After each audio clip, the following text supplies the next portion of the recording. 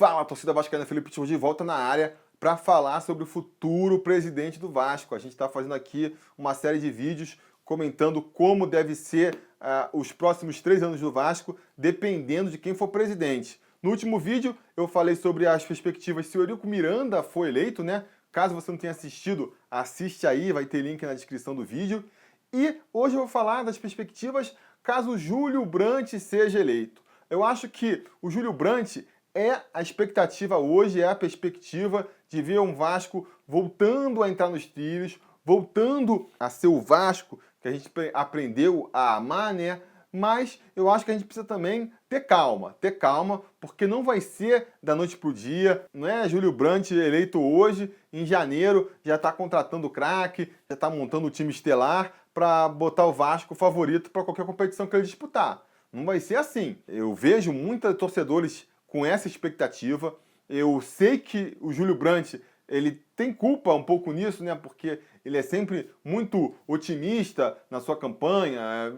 Na campanha você sempre fala do melhor dos cenários. O Vasco vai voltar a ser grande, São Januário vai ser reformado, vai fazer aquilo outro. Em benefício dele, ele nunca deu prazos, né? Ele não falou que a gente vai ter um estádio novo em 2018, que a gente vai ter um timaço em 2018, que a gente vai ter tudo funcionando em 2018. Então, acho que assim, essa expectativa de que tudo vai se resolver como num passe de mágica pode ser até um dos grandes entraves, né, num primeiro momento, da administração Júlio Brandt. Ele administrar essa expectativa da torcida aí. Quando me perguntam sobre isso, o que eu costumo responder? Eu acho que o 2018 do Vasco vai ser um 2018 complicado. A diferença aqui que a gente está tendo das duas administrações é se a gente vai ter um 2018 complicado, mas que vai ser sucedido por um 2019 mais tranquilo, ou se a gente vai ter um 2018 complicado e que vai ser sucedido por um 2019 ainda pior. Essa que é a questão que a gente está em jogo aqui, né? Se o Vasco começar uma reestruturação que volte a botar o clube no rumo certo, a gente, por mais que tenha um primeiro ano difícil, a tendência é aos poucos ir crescendo. Mas isso é um trabalho que leva tempo, né? Para ser bem feito, leva tempo. Acho que ninguém quer ver aqui uma repetição do que foi a administração Dinamite, que assumiu em 2009 e aí em 2011 já estava sendo campeão da Copa do Brasil, já estava disputando o título de Campeonato Brasileiro, acabou em segundo lugar. Em 2012 estava disputando Libertadores, mas em 2013 já foi rebaixado de novo. Então, acho que ninguém quer isso. A gente quer um crescimento sustentável, um crescimento que faça a gente chegar lá em cima e permanecer lá em cima, né? Uma analogia que a gente pode fazer aqui, o Vasco está num buraco muito grande. O Vasco está num buraco muito grande. E achar que ele vai rapidamente sair do buraco não é uma expectativa razoável. Dá para dizer assim, a gente está lá no fundo do buraco. O Vasco pode tentar sair do buraco pulando, dando um salto, né? Você dá um salto, você dá a impressão de que está subindo, de que vai sair, mas logo em seguida você cai. Você sobe, às vezes até se segura ali na beirada do buraco, e se esforça que vai sair, escorrega e cai lá embaixo de novo. E às vezes cai até mais machucado do que estava antes. A situação até piora. Então, é problemático, né? É muito melhor, vai dar muito mais trabalho, vai levar muito mais tempo, mas é muito melhor você estar debaixo do buraco, começar a construir uma escada onde cada degrau que você sobe é um degrau firme, que você não vai voltar lá para trás, e aí demora um pouco mais, dá bem mais trabalho, mas no final você tem uma escadaria que você sobe e quando você chega lá em cima, você tem a firmeza para sair e deixar o buraco lá para trás da história. É esse tipo de expectativa, é isso que eu espero do Júlio Brandt. Pô, Felipe, então, se não dá para esperar do Vasco, vai ter um Vasco medíocre ano que vem e aí você vai bater palmas só porque não é Eurico Miranda? Não, não é isso. Eu quero ver indicativos de que o Vasco está melhorando. Como que a gente pode ver isso? No time ali, no elenco, é ver uma formação mais inteligente, porque, como eu já falei aqui, por menos dinheiro que o Vasco tenha, com uma administração mais inteligente, um planejamento mais bem estruturado, dava para montar um time melhor. Tá aí o Botafogo mostrando que com pouco dinheiro dá para montar um time bem mais competitivo. Eu acho que a solução passa por deixar de investir em jogador pequeno, deixar de investir em jogador já em final de carreira, que tem mais nome do que futebol, né? Que quando sai do Vasco não agrega nada, e começar a investir em jogadores que, né, ou se tiver dinheiro para investir num grande jogador com uma idade razoável ainda, que possa render por muitos anos no Vasco, ou então fazer apostas que, né, venham a vingar lá na frente. A gente pode pegar mais uma vez o exemplo aí de 2009 ali, 2010, que foi dar no time vencedor de 2011. O Dedé veio pro Vasco em 2009, do Volta Redonda, ninguém sabia quem era o Dedé. Ele foi começar a despontar em 2010 para em 2011 virar aquele jogador que todo mundo gosta. Mesma coisa com o Rômulo, o Fagner também veio em 2009, só começou a se firmar em 2010. Então são vários jogadores ali que demoraram para acertar no Vasco. Então, em questão da formação do elenco, a minha expectativa é essa. Não necessariamente ter um timaço em 2018 já, um time competitivo sim, que não dê nem chances, nem margens de chances para a gente ser novamente rebaixado, mas não necessariamente um time que vai disputar títulos. Agora, com contratações que a gente perceba que tem potencial de crescimento, né? Para ficar no exemplo aqui do próprio Eurico Miranda para ver. O Lucas Rocha aí, que foi contratado esse ano. A gente não sabe se ele vai ser um bom zagueiro. Ele jogou uma partida esse ano, é muito pouco para a gente ter uma avaliação sobre ele, né? Já vi grandes jogadores em noites de pereba e eu já vi grandes perebas em noites de craque. Então, uma partida só é muito pouco para avaliar um jogador. Até por ser um jogador novo que também tem toda a fase de adaptação. Mas é uma aposta válida. A gente não pode, do mesmo jeito que a gente não pode garantir que o Lucas Rocha vai virar um grande zagueiro, não dá para garantir também que é ruim, que não serve, que não presta. Diferente de outras contratações que a gente vê, né? Você traz aí, para ficar na zaga mesmo, um Rafael Marques, já em final de carreira, você não pode esperar que ele vai ser um zagueiro que ele nunca foi nos 15 anos que ele joga futebol. Né? Você contrata um Wellington que tem 28 anos e nunca teve grande destaque no futebol, não dá para esperar que ele vai ser ali um novo Zidane no meio. Diferente, que nem eu já falei, de um Lucas Rocha, diferente até mesmo de um Jean. Jean é um jogador novo, o problema é que vem por empréstimo, né? Mas o caso do Madison, um Pikachu, não estou falando que são craques, que vão ser craques, mas estou falando do perfil. É um jogador novo, que vem de um centro menor. É o perfil de apostas que eu espero que o Vasco faça. Aposte mais nesse tipo de jogador, com qualidade, claro, pensando, não é atirar no escuro, do que em jogadores veteranos, já em final de carreira, que já não tem mais muito a dar e não vão crescer muito ao longo das temporadas, como tem sido a aposta do Eurico Miranda aí. Isso dentro de campo. Fora de campo, o que eu espero é justamente ver essa administração mais criativa, mais moderna, que atraia novos patrocínios para a camisa, mas não só isso, que pense em novas formas de patrocínios, de parcerias e que, né, atraiam mais dinheiro para o clube, um programa de sócio-torcedor realmente bom, realmente atraente para o torcedor. Se o Vasco do Júlio Brandt fizer isso em 2018, eu já vou estar satisfeito. Mesmo que não monte um grande time com chance de ser campeão, mesmo que não tenha começado ainda a reforma de São Januário, mesmo que não sei, não assine com a Adidas, com a Nike, que nem o pessoal quer, mesmo que não aconteça nada disso, se tiver esses pequenos indícios de que a gente está crescendo, de que a gente está montando esse primeiro degrau para depois, lá na frente, dar passos mais firmes rumo ao lugar que o Vasco merece, eu já vou me dar por satisfeito. Mas vamos então agora responder as perguntas que vocês deixaram aí com a hashtag Caixa Postal sobre Vasco nos comentários sobre uma possível administração Júlio Brandt. Vamos lá. O Brasil Bruno pergunta: Felipe, ainda acho que a melhor opção para a presidência é o Júlio Brandt. Porém, estou começando a achar que ele está falando demais. Ele disse que, estando presidente, só negociaria fornecedores de material esportivo com as duas maiores do mercado. O cara nem sentou na cadeira e está fechando portas.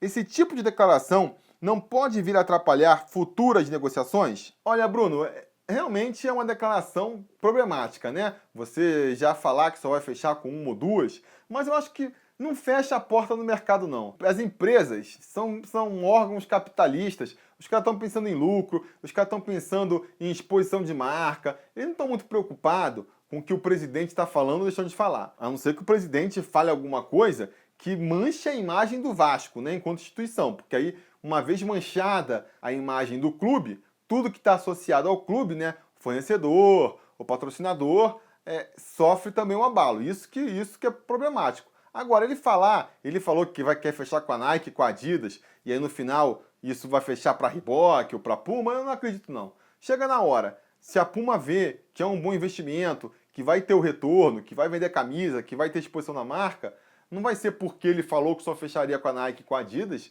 que eles vão deixar de fechar. Eu vejo mais problema nessa declaração em relação à torcida, que nem eu já falei. Você cria uma expectativa na torcida de que o próximo fornecedor vai ser a Nike ou vai ser a Adidas, e de repente a gente fecha com uma Puma, para ficar no exemplo, que é um fornecedor bacana também, está trazendo mais dinheiro para o clube e vai ser melhor para o clube, e a torcida fica frustrada porque você ficou prometendo lá atrás de que ia ser uma das duas maiores, né? Então aí, esse tipo de expectativa que eu acho problemático. Você bota a expectativa lá no alto, de repente você faz até uma coisa boa, mas que é um pouco abaixo, e a torcida, em vez de ficar feliz, fica chateada, e aí, né, já pega aquela implicância, e isso nunca ajuda.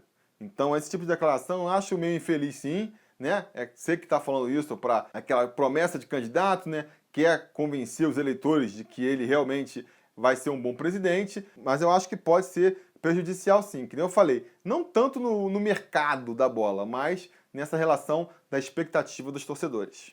O Júlio César, ele mora lá em Genebra e tá falando aqui, ó. Olá, Felipe, minha irmã disse que se Eurico ganhar, ela para de torcer durante o mandato dele. Um amigo da família também se expressou igual. Vou ser sincero, ficar acordado até 3 horas da manhã, mandar vir camisa do Brasil que gera mais custo e apoiar um time onde você sabe que o dinheiro está sendo roubado, não dá. Tenho amigos portugueses que, mesmo morando em outro país, pagam as mensalidades de sócios e sempre votam para presidente do seu clube. Pergunta para a live, que vai ficar aqui nesse vídeo. Tem algum candidato que fez uma proposta para torcedores que estão fora do Brasil? Um grande abraço do Júlio César. Eu botei essa pergunta aqui por 2 motivos. O primeiro, essa questão que ele está falando, né, do esforço que você faz para torcer para o Vasco. E aí, nesse sentido, essa pergunta devia até estar na parte do Eurico Miranda, que ela é um exemplo claro aí de como os torcedores vão perdendo aquela vontade de apoiar o clube, de acompanhar o clube, e como mais uma administração fraca, ruim, sem credibilidade, pode ir minando essa torcida do Vasco, mas eu deixei para ficar aqui porque uma das propostas do Júlio Brandt é justamente fazer com que o sócio volte a ter direito a voto e possa votar de qualquer lugar do mundo, né? Via internet. Essa é a promessa dele e é uma das grandes promessas que eu vou cobrar. Porque eu quero voltar a ser sócio torcedor do Vasco, mas eu só vou voltar se eu puder votar para presidente e puder votar daqui de São Paulo, de onde eu estou morando. Porque eu fui sócio do Vasco na época do Vasco é Meu, né? Na época do Dinamite. Sou sócio, teoricamente, só parei de pagar. Parei de pagar quando justamente o Eurico Miranda falou que sócio-torcedor não teria mais direito a voto, não vi mais sentido em continuar contribuindo. Mas na época que eu fui, eu passei por 2 eleições do Vasco, a eleição onde o Dinamite foi reeleito e a eleição em que o Dinamite perdeu para o Eurico Miranda, e eu não pude votar em nenhuma dessas 2 eleições. Por quê? Porque eu moro em São Paulo, eu trabalho em São Paulo, as eleições do Vasco são sempre dia de semana, na terça-feira, quer dizer, não dá nem para eu dar uma esticada no final de semana, teria que esticar 2 dias. Elas ficam também sempre sob o risco de serem adiadas, porque tem essa briga entre oposição e situação irregulares, então fica sempre aquela sombra, aquela ameaça de que a eleição pode ser adiada, então fica muito complicado, né? Eu vou lá marcar o quê? Um bate e volta para São Paulo? Ou eu faço de carro ou de ônibus e é super cansativo, ou eu faço de avião e sai caro pra caramba, ou então eu pego 2 dias de folga, é complicado de você conseguir, para poder vir no final de semana e ficar até terça-feira, né? Sendo que na véspera tem a ameaça de ser suspensas as eleições, de serem adiadas. Quer dizer, uma situação totalmente complicada que prejudica o sócio de fora do estádio, mesmo que ele tenha essa boa vontade de querer ir até o Rio votar, fica complicado. Então, uma grande expectativa, assim, uma das primeiras promessas que eu quero ver o Júlio Brandt cumprindo, logo no primeiro ano de mandato, é voltar a dar o poder de voto para o sócio torcedor do Vasco e desenvolver aí um esquema, não sei qual é, ele que vai ter que saber, de o torcedor de fora do estado e de fora do Brasil até eventualmente, poder votar para presidente. Só isso vai conseguir fazer com que a gente nunca mais tenha a menor chance de um Eurico Miranda aparecer, sabe? Um candidato que 90% da torcida não gosta, tem a chance de ser eleito, porque ou agrada ali aqueles sócios proprietários velhinhos que nem ligam mais para o futebol do Vasco, ou arma uns esquemas ali, porque né, o número de eleitores do Vasco é pequeno e permite essas manipulações. Só um programa de sócio-torcedor realmente bom, que atraia muitos torcedores e que facilite o voto deles, é que vai fazer com que isso nunca mais aconteça no Vasco. O Mr. Jonathan Freire pergunta: Felipe, o Brant falou em um projeto de interatividade com os sócios, eleição por aplicativo, escolha de jogadores por parte da torcida por meio de votação. Ideias boas, porém acho meio utópico, não acha não? Mr. Jonathan Freire, eu realmente não vi o Júlio Brandt fazendo essas propostas, então não estou totalmente inteirado do que seria esse aplicativo aí. Eu acho que voto por aplicativo, se fosse o caso, voto pela internet, é uma coisa interessante. Eu acho que o Vasco precisa ter um sistema desse, né? Já que eu comentei na pergunta passada. Questão de escolher jogador, aí eu já acho mais complicado, sabe? Não é a torcida que vai escolher jogador, eu acho que tem que ser profissionais gabaritados e preparados para isso, né? Mas, de qualquer maneira, acho que fazer um aplicativo, fazer um site um pouco melhor, é algo que não custa muito dinheiro hoje em dia, sabe? Considerando as cifras aí que envolvem o futebol. Então, acho que é só vontade, não acho que seja utópico, não. É questão de vontade política mesmo, de perceber o potencial que é hoje em dia a internet e a interatividade e apostar na proposta, entendeu? E mesmo questões de escolher, não um jogador, isso aí eu acho que é viagem, mas vamos supor, escolher camisa, terceira camisa, outras escolhas que envolvam o clube, poder votar. O utópico aí dessas propostas fica sendo mais convencer o conselho benemérito lá, o conselho administrativo, que muitas vezes tem os velhinhos mais conservadores e arcaicos e que não gostam dessas coisas, do que uma questão de praticidade mesmo, de botar em prática. É muito mais fácil você fazer um aplicativo desses do que construir um CT, do que reformar um estádio, por exemplo. O Eduardo Du mandou uma mensagem aqui há bastante tempo, né? Porque ele fala assim, ó: acabou de sair a notícia do Júlio Brandt e o Alexandre Campelos ficando bem próximos de unir as chapas. Se isso acontecer, e aí vem a irrelevância da pergunta, você acha que o Vasco tem chance de conquistar uma Libertadores caso ele vá? E aí é a questão que eu tinha comentado aí da expectativa um pouco exagerada da torcida, né? Eu acho que mesmo que o Vasco consiga essa vaga na Libertadores e o Júlio Brandt vire presidente do Vasco, eu acho muito difícil dele já conseguir montar um time que realmente tenha chances de conquistar a Libertadores já nesse primeiro ano, né? Claro, sempre um torneio mata-mata, você sempre pode ter as chances de ganhando as partidas certas e avançando e vai que consegue, né? Mas dentro das possibilidades mais reais, né? Montar um time que você olha ali no papel e fala: esse time é favorito, esse time tem chances de ser campeão da Libertadores, isso eu acho que o Júlio Brandt não vai conseguir, não. Não no primeiro ano, pelo menos. O Júlio Brandt consegue montar um bom elenco para o ano que vem?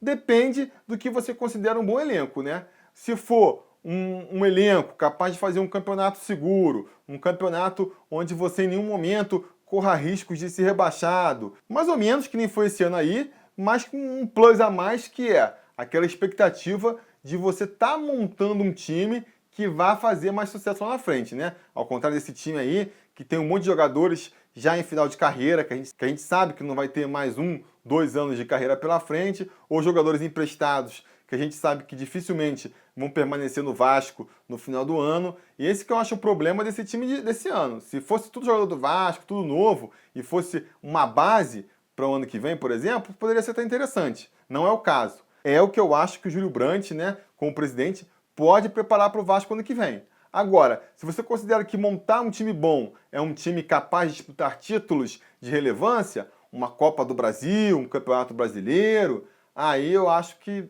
num primeiro ano pelo menos, eu acho que o Júlio Brandt não consegue, não. O Elivelton Pessoa: Felipe, você acha que o Brandt assumindo o Vasco ano que vem, ele abre completamente as portas do Vasco para a Justiça fazer uma espécie de auditoria para encontrar muito mais irregularidades e até prender pessoas que fizeram todo esse esquema junto com o Eurico?